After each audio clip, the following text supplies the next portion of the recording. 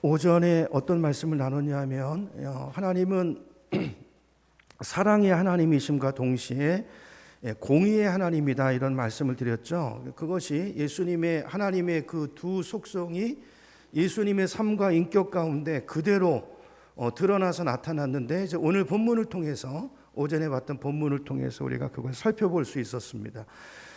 그 예수님의 온유하심, 또 죄에 대해서는 단호하심, 그 결과로 오늘 우리가 구원받아서 이 자리에 주님의 자녀로 서 있는 것인데, 자, 그렇다면 우리도 세상을 향해서 주님의 그 모습을 견지하면서 살아야 된다는 거죠. 우리가 이 모습을 닮아가고 주님의 그 삶과 인격을 닮아서 누군가를 향해서 주님이 나에게 온유하게 대하심으로 내가 구원을 얻은 것처럼 내가 누군가를 그렇게 섬기고 누군가를 그렇게 온유하게 대하고, 자, 이런 방향성을 우리가 가지고 하나님의 자녀로 살아야 된다라는 말씀을 드렸습니다. 그러면서 이제 온유함에 대한 세 가지 예를 들었었어요. 여러분, 제 예고요. 여러분 각자가 나는 주님의 온유함을 담기 위해서 오늘 나에게 필요한 것은 뭘까? 내 안에 와 계신 성령을 의지하고 그분의 인도를 따라서 그런 모습들을 회복해가는 우리가 다 되기를 간절히 소망합니다. 자, 그래서 우리가 이제 이 말씀, 오늘 본문을 통해서 잊지 말아야 되는 게 뭐냐면, 자, 우리가 이제 우리 삶의 자세가 이제 온유해야 되지만 이제 그 얘기를 하다가 마무리됐죠, 오전에. 예수님처럼 우리도 죄에 대해서는 단호한 모습이 있어야 된다는 거예요. 분노할 때는 분노할 줄도 알아야 되고요. 틀린 걸 보면 틀렸다고 말할 줄 알아야 되고, 그리고 필요한 조치를 취할 줄 알아야 된다는 것입니다. 자, 그 한 예를 들어보면 이제 사도 바울도, 자, 고린도 교회에서 정말 죄를 반복해서 저지르고 사는 사람들에게 그 고린도에 편지를 보내면서 그거를 조치해야 된다는 얘기를 해요. 어떻게 그걸 두고 보냐? 어떻게 하나님의 교회가 그럴 수 있느냐? 그 얘기를 하는데요. 우리 한번 찾아보겠습니다. 고린도 전서 5장으로 가보겠습니다.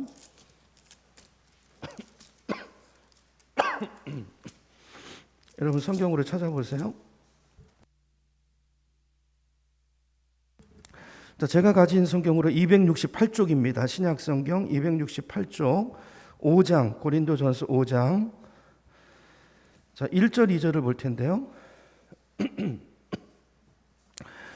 제가 읽어볼게요. 찾으셨죠? 자, 너희 중에 심지어, 너희는 누굽니까? 교회예요, 교인, 성도들 가운데 심지어 음행이 있다 함을 들으니 그런 음행은 이방인 중에도 없다라는 거예요. 자, 어떤 내용입니까? 자기 아버지의 아내를 데리고 사는 일이 있다는 거예요. 누가요? 교인이 이루고 있다, 교인이. 여러분, 여기 아버지의 아내는 이제 자기를 낳아준 엄마를 말하는 게 아니고 계모를 말하는 것입니다. 계모, 이게 뭐라고 그럽니까? 후처라고 그러나요? 그래서 하여튼 그 당시에는 이렇게 젊은 여자를 이렇게 후처로 들여서 데리고 사는 경우들이 많이 있었는데, 이제 교회 안에 이런 일이 있는 거예요. 자, 그러니까 그러다 보니까 젊은 여자를 아내로 얻다 보니까 그 아들이 일찍 낳았을 경우는 그 계모가 아들이랑 나이가 비슷할 수도 있고 그런 일이 생길 거 아니에요? 그러다가 아버지가 돌아가시면 마음에 들면 같이 살고, 자, 이런 일이 어디예요? 교회 안에. 자, 그러면서 이런 음행은 이방 사람들 가운데서도 볼 수 없는 것입니다. 그랬어요. 2절, 그런데도 여러분은 교만해져 있습니다. 교회를 향해서 말하는 거예요. 오히려 여러분은 그런 현상을 통탄하고, 교회 안에 이런 죄가 들어와 있으면 이걸 죄라고 얘기해야 되잖아요. 그렇게 하면 안 된다고 말해야 되잖아요. 그리고 그런 죄를 우리 가운데서 없이 해야 되잖아요. 그래야 교회죠, 하나님의 나라죠. 근데 안 그런다는 거예요. 오늘 이 사도 바울이 이야기를 하는 핵심이 뭡니까? 죄에 대해서 단호해야 된다는 거예요. 은혜가 가만히 있는 거, 오전에 말씀드렸죠. 사랑이 가만히 그냥 이렇게, 그게 사랑이 아니라는 것입니다. 상대방이 잘못되는 길을 가면 당장 원망이 들어도 붙잡아 줄 줄 알아야 되죠. 멈춰 세울 줄 알아야 되죠. 그래야 사랑이잖아요. 죄를 공동체 안에 용납해서는 안 되고, 죄를 죄라고 말할 수 있어야 되고, 잘못된 일을 보면 의분을 일으킬 줄도 알아야 된다. 이게 하나님의 사랑과 공의가 조화된 모습이라는 것입니다. 어떤 자신의 자존심 때문에 버럭 화를 내는 게 아니라, 그렇죠? 하나님의 나라를 보면서 정당한 의분을 가질 수 있는 것, 이게 이제 하나님의 모습이고 예수님에게 나타났고 오늘 우리에게 교회 가운데 있어야 될 모습이라는 것이죠. 자, 물론 그 단호함 안에는 이제 여러분 이제 그게 거룩한 것이라 할지라도 태도가 잘못되면 안 되겠죠. 분명히 그 온유한 모습이 있어야 돼요. 그렇죠? 온유한 모습이 있어야 돼요. 우리 갈라디아서로 가보겠습니다. 갈라디아서 조금 뒤로 가시면 갈라디아서가 있죠. 고린도 후서 뒤에 가면 갈라디아서 6장입니다. 이 온유함과 그러니까 사랑과 죄에 대한 단호함의 이 조화를 이제 갈라디아서 6장에서 바울이 말하는데요. 자, 이렇게 말합니다. 6장 1절, 형제들아, 자, 교인들을 향해서 말하는 거예요. 형제들아, 사람이 만일 무슨 범죄한 일이 드러나거든 신령한 너희는 어떻게 해요? 어떤 마음으로요? 온유한 마음으로. 여기 온유가 나오죠. 온유한 마음으로 그런 자를 어떻게 하고요? 바로 잡고 내버려 두는 게 아니고 바로 잡는 게 사랑이에요. 근데 중요한 건 태도죠. 온유한 마음으로 바로 잡고 너 자신을 어떻게 해서요? 살펴보아. 너도 시험을 받을까 두려워하라. 그리고 2절이 나와요. 너희가 서로 뭘 지라고요? 짐을 지라는 거예요. 여러분, 죄에는 대가가 따릅니다. 같이 짐을 져주고 섬겨주고, 그렇죠? 그 사람이 수치감을 느끼지 않도록 보호해주고 서로 짐을 지는 거예요. 이렇게 함을 통해서 그리스도의 법을 성취하라. 법이 뭐죠? 그리스도의 법이 뭡니까? 사랑의 법이에요. 말씀을 요약하면 사랑입니다. 사랑. 사랑의 법을 성취하라는 거예요. 성취하라는 거예요.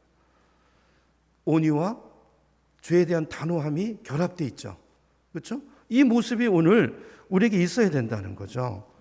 근데 이게 잘 안 되죠. 이게 쉽지는 않죠. 이렇게 해야 된다는 거예요. 저와 여러분이 자, 이런 모습들을 교회 안에서 있죠. 교회 안에서 우리 당회가 있고 뭐 재직회가 있고 모임이 있잖아요. 이런 것들을 추구해 나가는 조심스럽게, 그렇죠? 이런 죄를 다룰 줄 알아야 되고 죄인을 잘 사랑의 법을 성취해 나가는 이런 몸부림과 이런 모습들이 우리 안에 있어야 되는 줄로 믿습니다. 자, 결론적으로 예수님께서는 하나님에게 있는 그 단호함과 죄에 대한 단호함과 그 온유한 태도, 사랑이 기가 막히게 균형을 모쓰고 있는 것을 이제 마태가 오늘 우리에게 보여주고 있는 거예요. 21장을 통해서. 자, 그래서 오전에도 잠깐 언급했지만 다시 본문으로 가서 한번 더 보고 마무리하겠습니다. 마태복음 다시 21장으로 가서요. 자, 1절부터 5절까지는 그 예수님의 온유함을 봤죠. 그 5절 스가랴서를 통해서 봤죠. 그죠? 그 온유함을 성취하시는. 그다음에 12절부터 13절까지는 어떤 말씀이었습니까? 성전을 뒤집어 엎으셨죠. 그렇죠? 이건 의분이죠, 의분. 예배 장소를 타락시키고 오염시키고 그래서 예배를 방해하는 그것에 대한 이제 의분이죠. 자, 이런 의에 대한 분노가 있어야 된다는 것입니다. 그런데 14절 그 뒤에 이어지는 말씀을 보시면 자, 한편 성전 뜰 안에는 누가 있었냐면요, 맹인들과 절름발이들도 있었어요. 그 당국자들을 향해서 주님이 분노하셨습니다. 강도의 소굴로 만드는 개인의 이익을 추구하는 그들에게 분노하셨습니다. 근데 연약한 자들이 와요. 도움이 필요한 자들이. 예수님 어떻게 반응하시죠? 그들이 오니까 예수께서 그들을 모두 고쳐주셨다 그랬어요. 원문에는 모두라는 단어가 있습니다. 그들을 온 사람을 다 고쳐주셨대요. 이게 온유함이에요. 온유함. 자, 우리 같으면 이게 잘 되지 않습니다. 균형이 돼. 막 분노가 나면요, 우리 같으면 어떻게 돼요? 막 화가 나고 마음이 헝클어지면 어떻게 됩니까? 내가 지금 이거 볼 상황이야? 지금 내가 이거 하고 있는데? 자, 이런 상황인데 주님께서는 온유하세요. 그렇죠? 찾아온 자들을 다 고치십니다. 오늘 우리에게 이 균형 감각이 필요하다라는 생각이 듭니다. 근데 우리한테는 이게 고민거리죠. 우리가 어떻게 이 사랑과 공의의 균형을 잘 취할 것인가? 이게 교회 현실적인 문제이기도 합니다. 이제 뭐 지금 우리 한국 교회도 눈앞에 와 있어요. 동성애 문제. 이거 어떻게 할 거죠? 자, 앞으로 교회 이런 위기들이, 현실적인 문제들이 계속해서 다가오게 될 것인데 그냥 가만히 있을 겁니까? 회피하고? 성경은 그렇게 말하고 있지 않아요. 그렇죠? 이 속에서 사랑의 법을 성취해야 됩니다. 사랑은 뭐죠? 내버려 두는 게 아니에요. 잘못된 것은 잘못됐다고 말하고 고치고 바로잡아야 되는데, 자, 그것을 온유한 마음으로 그 일을 균형 속에서 성취해 가야 된다는 것입니다. 우리의 과제예요, 과제. 그렇죠? 그러니까 우리의 신앙이 추상적이어서는 이런 일을 절대로 해낼 수 없습니다.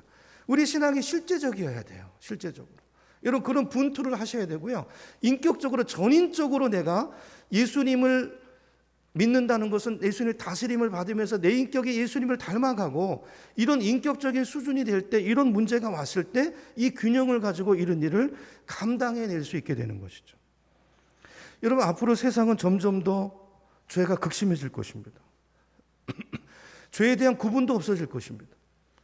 뭐가 죄인지, 어디까지가 죄인지 그 한계도 없어질 것입니다. 그렇죠? 절대적인 권위를 다 무너뜨리고 있잖아요. 이제 이런 시대를 우리가 맞다닥뜨리고 있는데, 이런 시대에서 교회가 살아있어야 됩니다. 하나님의 법을 성취하려면요, 첫째, 우리가 온유해야 돼요. 이게 굉장히 중요합니다. 온유해야 공의를 행할 수 있어요. 온유하지 못하면 죄에 대해서 단호한 태도, 그걸 하기 전에 지탄의 대상이 되어버립니다. 자, 이런 시대 속에서 우리가 죄를 향해서 죄를라고 분명히 말할 수 있고 선을 그을 줄 알고 그러면서도 그 영혼을 건져낼 수 있는 이런 사랑을 잃어버릴지 여하이 그 균형을 이뤄낼 것인가, 이게 이제 우리에게 당면에 있는 사명이고 도전인데요. 오늘 이 말씀을 좀 심각하게 우리 안에 담으시고 우리 신앙 인격을 예수님을 모델로 해서 잘 성화를 이루어갈 수 있는 저와 여러분 되기를 축복합니다. 자, 그리고 나서 이제 방금 읽은 마지막 세 번째 이제 사건인데요. 자, 이 말씀을 보면서 느끼는 건 뭐냐면 기도의 중요성이죠. 기도. 자, 예수님이 기도를 강조하시는데, 자, 왜 기도해야 되는가, 또 어떻게 기도해야 되는가에 대한 도전을 주고 계세요. 18절부터 봅니다. 18절. 새벽에 성 안으로 들어오시는데 예수님께서 시장하셨다 그랬죠. 마침 길가에 있는 무화과 나무 한 그루를 보시고 그 나무로 가셨는데 잎사귀밖에 없어요. 우리 신앙이 이럴 수 있어요. 열매가 있어야 돼요. 인격의 열매. 지금 이 예수님의 이 성품 두 가지, 이게 마태 신학입니다. 마태. 자, 그 나무에게 말씀하셔서 이제부터 너는 영원히 열매를 맺지 못할 것이다. 그러자 무화과 나무가 곧 말라버리죠. 자, 제자들이 이걸 보고 놀라서 말합니다. 무화과 나무가 어떻게 그렇게 당장 말랐습니까? 예수께서 대답하죠. 내가 진정으로 너희에게 말한다. 너희가 믿고 의심하지 않으면 이 무화과 나무의 한 일을 너희도 할 수 있을 뿐 아니라 이 산더러 들려서 바다에 빠져라 하고 말해도 그렇게 될 것이다. 또 너희가 기도할 때 이루어질 것을 믿으면서 구하는 것은 어떻게 구하는 거예요? 믿음으로, 믿으면서 구하는 것. 자, 여기 믿으면서라는 단어 이제 우리 이렇게 번역해 놨는데요. 이게 계속의 의미예요. 기도해 놓고 안 믿는 분 있잖아요. 그게 아니고 믿음으로 기도하고 기도해 놓고도 그 믿음을 견지하고 있고, 자, 이런 것은 이루어진다는 거예요. 반드시 받게 된다는 거예요. 자, 이 구절은 이제 우리가 이 말씀을 읽을 때마다 굉장히 고민되는 말씀이죠. 왜냐하면 우리의 기도의 삶이 이렇지 않잖아요. 그죠? 21절 보면 믿고 의심하지 않으면, 그죠? 내가 한 일을 너희도 할 수 있을 뿐 아니라 다른 복음서엔 더 큰 일도 할 수 있다고 그랬고요. 자, 여기서는 이 산더러 바다에 던져지라 말해도 그렇게 될 거라 그랬어요. 근데 실제로 우리 기도에 이런 역사가 나타납니까? 나타나요? 아니죠. 아니죠. 우리는 늘 기도하지만 어떤 문제가 있을 때 하나님 앞에 간구하지만 근데 그게 이루어질 때보다는 안 이루어질 때가 훨씬 더 많은 것이 우리 현실이에요. 누군가를 위해서 치유 기도를 할 때도 그렇고요. 다 났습니까? 가끔 났잖아요. 자녀를 위한 기도도 그렇고 우리가 많은 기도를 하지만 그게 다 응답이 됩니까? 내가 원하는 대로 우리는 응답을 그렇게 보니까 그런 기준으로 말한다면 내 기도에 응답이 옵니까? 다 옵니까? 아니죠. 내가 원하는 방향으로 응답이 떨어지지 않을 때가 더 많죠. 그게 우리 현실이에요. 자, 그러다 보니까 우리 삶 속에 실제로 어떤 성향들이 생겨나게 되냐면요. 하나님의 이런 말씀을 볼 때 이 말씀을 읽으면서 기대감이 안 생겨요. 많은 분들이 읽으면서 그냥 지나갑니다. 이거 심각하게 보지 않아요. 뭐 말씀이 그렇다는 거지 뭐 실제 그런 일이 일어나겠어? 이렇게, 그죠? 이렇게 정리하고 넘어갈 때가 많아요. 믿음대로 되는 것입니다. 믿음대로 되는 거예요. 그렇게 안 믿으면 이런 일을 경험할 수가 없죠. 이게 우리 신앙생활에 굉장히 안 좋은 태도죠. 이게 이제 우리 신앙의 악순환이에요. 이 고리 속에 들어가 버리면요. 그러니까 뭐 그냥 종교 생활이 되는 거예요. 하나님 경험하지 못해. 자, 근데 오늘 본문을 잘 보세요. 예수님께서 그냥 지나가는 얘기로 하신 말씀인가? 아니에요. 여기 보면 굉장히 주님께서 진지하고도 심각하게 말씀하세요. 21절. 자, 예수께서 대답하여 이르시되 내가 진실로 너희에게 이르노니 그래서 진실로 너희에게 이르노니. 만일이란 말이 뭐예요? 우리가 이게 아니라는 거예요. 이 만일, 이 부분이 이 문제, 너희가 믿음이 있고 의심하지 아니하면 우리는 믿음이 없어요. 의심해요. 기대가 없어요. 믿는 것은 기대하는 것인데 기도해놓고도 기대가 없어요. 여기 믿음이 있고라는 말은 계속이란 뜻이라고 그랬죠. 계속을 넣어야 돼요. 사실 우리말로 번역을 하려면, 헬라 원문을 살리려면 너희가 그 기도한 내용에 대해서 계속 믿음이 있고 계속 믿음을 견지하고 있고 그 상태에 있으면 반드시 이루어진다는 것입니다. 그게 믿음이니까. 믿음대로 된다는 거예요. 4차원의 영성으로 3차원의 세계가 바뀐다는 것입니다. 너희가 기도할 때 무엇이든지 믿고 구하는 것은 다 받으리라고 그랬어요. 그러니까 주님의 말씀의 결론은 뭐예요? 믿음으로 하는 기도는 반드시 이루어진다는 것입니다. 예수님께서 이 말씀을 이렇게 단호하게 확신을 가지고 말씀하는 걸 보면 분명한 근거가 있을 텐데 그게 뭘까? 어떤 근거로 이런 말씀을 하는 걸까요? 뭐 분명한 거는 저도 몰라요. 그냥 해석하는 거지. 하늘나라 가야 알겠죠. 예수님이 여기서 이 대목에서 왜 이 얘기를 하셨는지. 그리고 그럼에도 불구하고 이게 분명한 예수님이 힘주어서 하신 말씀인데 근데 우리 기도에 응답이 안 되는 것은 또 어떤 이유인지, 내 신앙에 뭐가 문제가 있는 건지, 뭐 그때 가서 이런 질문에 대한 의문이 다 풀리겠지만 어쨌든 오늘 이 상황 속에서 이해할 수 있는 한도 내에서 생각을 해보면 저는 두 가지라고 봐요. 예수님, 이건 기도의 초대거든요. 기도하라는 말씀에 예수님께서 이 비유를 통해서 기도해야 된다, 기도가 너무 중요한다라는 걸 이제 우리에게 말씀하는 건데 저는 두 가지로 풀고 싶어요. 첫째는요, 기도라고 하는 것은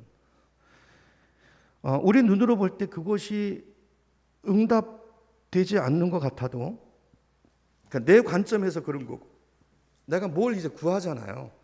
어떤 기도 제목을 가지고 기도하죠. 근데 기도하다 보면 그것만 기도하지 않고 기도하잖아요. 근데 그것은 안 이루어졌어요. 그러니까 현상으로 안 나타났어요.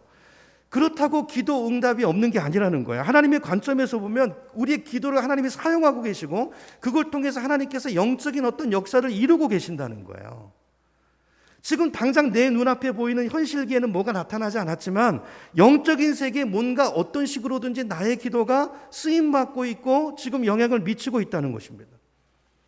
자, 이런 관점에서 본다면 우리의 기도는 너무 중요한 거예요. 하나님 나라를 위해서.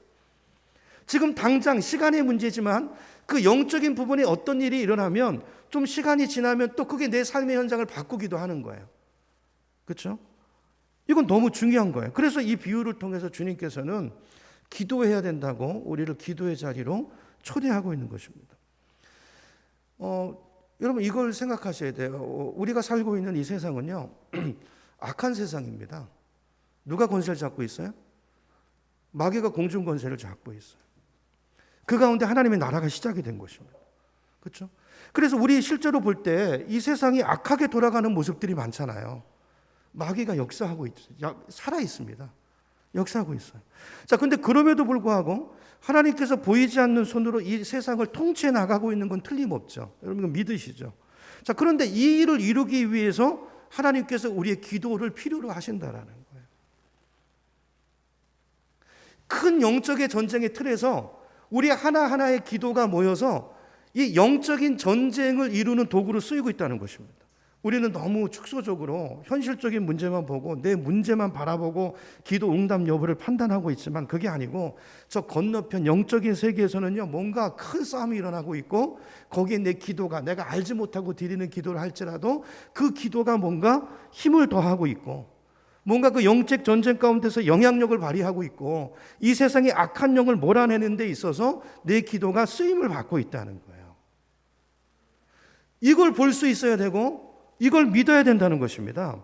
우리의 기도가 하나님의 큰 그림에서 보면 뭔가를 이루어내고 있고 뭔가 영적인 산을 옮기고 있는 거예요. 옮기고 있는 거예요. 저는 주님이 그 말씀하시는 거라고 봐요. 우리의 기도를 통해서. 여러분 그런 경험 하시죠? 저도 그런 기도를 경험할 때가 있어요. 제 문제 가지고 기도를 시작합니다. 하나님은 문제를 주시는 거죠. 기도를 시작해요. 하나님 다른 기도를 시키세요.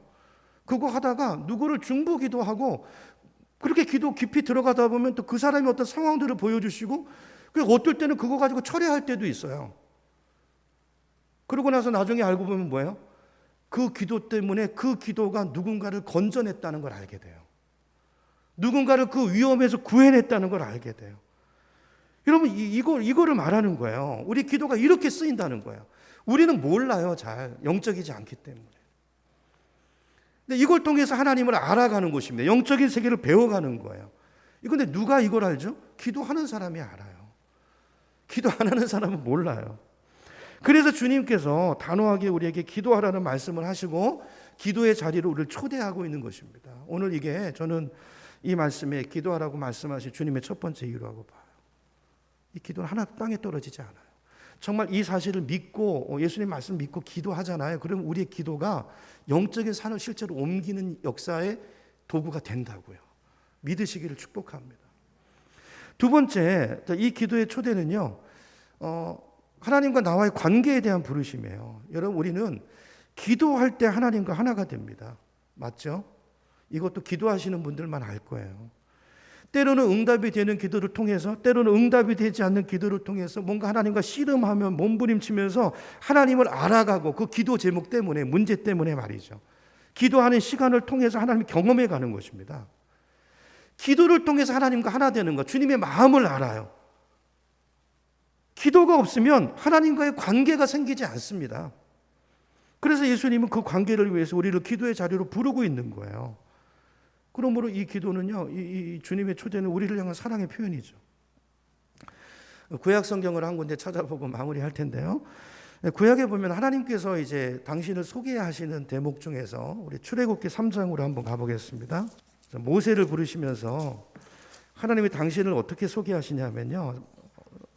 출애굽기 3장 15절입니다. 찾으셨죠? 출애굽기 3장 15절 제가 읽어볼게요. 자, 너는 이스라엘 자손에게 이르기를 여호와 너희 조상의 하나님 곧 아브라함의 하나님 이삭의 하나님 야곱의 하나님이 나를 너희에게 보내셨다 하여라 그랬어요. 이것이 영원한 나의 이름이며 이것이 바로 너희가 대대로 기억할 나의 이름이다. 무슨 말입니까? 하나님은 이스라엘 백성들에게 또 저와 여러분에게 당신의 이름이 어떻게 알려지기를 원하세요? 뭘로 불려지기를 원하세요? 아브라함의 하나님, 이삭의 하나님, 야곱의 하나님으로 불려지기를 원한다는 거예요. 이게 뭘 말하는 걸까요? 아브라함과 친밀히 관계했던, 그렇죠? 아브라함의 친구가 되셨던, 이삭의 하나님이 되셨던, 야곱의 하나님이 되셨던 그 하나님이 내가 너의 하나님이 되기를 원한다, 그 말씀이에요. 그렇죠? 성경을 통해서 하나님이 그들과 어떻게 친밀하게 하나가 됐고 교제했는가를 말씀하고 계시잖아요. 이걸 말씀하시죠. 이걸 하나님이 기뻐하시는 거예요. 아브라함의 하나님. 여러분, 이 뒤에 내 이름이 붙을 수 있을까요? 하나님의 이름이 아브라함의 하나님, 이삭의 하나님, 야곱의 하나님, 최 목사의 하나님. 그렇게 되기를 하나님은 너무나 원하시고 기뻐하신다는 것입니다. 그 자리로 우리를 부르고 계시는 거예요. 이게 이 사귐이 언제 생긴다고요? 기도 시간에 생기는 거예요. 기도의 체험을 통해서 하나님이 나와 동행하시고 그래서 그 하나님이 나의 하나님이 되시는, 그래서 하나님을 나의 하나님이라고 부르는, 그래서 나의 하나님이 되시기를 주님은 그렇게 원하시고 기뻐하신다는 것입니다. 그게 하나님의 사랑인데, 그래서 그런 관계로 우리를 초대하시는 것인데, 근데 그 하나님과의 관계, 친밀한 관계를 가장 방해하는 것이 뭘까요? 그게 의심이라는 거예요. 의심. 기도하는 데 있어서 하나님 의심을 하면 그때는 하나님과의 관계가 생기지 않죠. 그래서 예수님께서 오늘 그 얘기를 하시는 거예요. 의심하지 말고, 믿음으로 의심하지 말고 기도하라는, 어린아이와 같은 마음으로. 당장 내가 원하는 일이 없어진다고 해도 의심하지 말고. 우리 야고보서로 가보겠습니다. 야고보서 1장 5절부터 보죠. 5절부터. 야고보서 1장 5절부터 보면요. 제가 읽어볼게요. 너희 중에 누구든지 모두를 초대하시는 거죠. 지혜가 부족하거든 모든 사람에게 후히 주시고 꾸짖지 아니하시는 하나님께 어떻게 하라? 구하라 그랬어요. 구하라. 그리하면 주시리라. 근데 어떻게 구해요? 6절 보니까 오직 믿음으로 구하고, 믿음의 반대말이 뭐죠? 의심이에요. 의심. 조금도 의심하지 말라. 그렇죠? 의심하는 자는 마치 바람에 밀려 요동치는 출렁이는 바다 물결과 같다. 7절 그런 사람은 주님께로부터 아무것도 받을 생각을 하지 마십시오. 왜 그래요? 그는 두 마음을 품은 사람이고 그의 모든 행동에는 안정, 그러니까 뿌리가 믿음이 없다는 뜻이에요. 믿음의 뿌리가 없기 때문입니다. 그래서 의심하는 사람은 여기 보니까 두 마음을 품은 사람이라고 말하고 있어요. 그래서 의심하지 말고 의심을 물리치고 그렇죠? 믿음으로 신뢰로 하나님 앞에 나아가라는 것입니다. 자, 이런 이제 예수님 말씀에 비춰본다면 우리가 살고 있는 이 시대는 정말 위기의 시대라는 생각이 들어요. 왜냐하면 지금 보세요. 실제로 지금 우리 기도가 응답이 되지 않고 있잖아요. 저는 신앙생활 한 지 얼마 안 되지만 그래도 제가 청년 때 처음 예수 믿을 때요. 기도 응답에 대한 간증들이 너무 많았어요. 근데 요즘 그런 간증 내용을 듣기가 좀 어려워요. 뭘 말하는 걸까요? 하나님이 문제가 있는 것입니까? 하나님이 변하신 것입니까? 아니에요. 우리 기도에 문제가 있는 거예요. 그럼 뭐의 문제죠? 믿음의 문제죠. 의심이죠. 아까 제가 말씀드린 것처럼 의심이에요. 의심. 그렇죠? 하나님을 기대하지 않습니다. 이 시대. 그 예수님께서 마지막 때 내가 믿음을 보겠느냐 그랬어요. 믿음을 보겠느냐.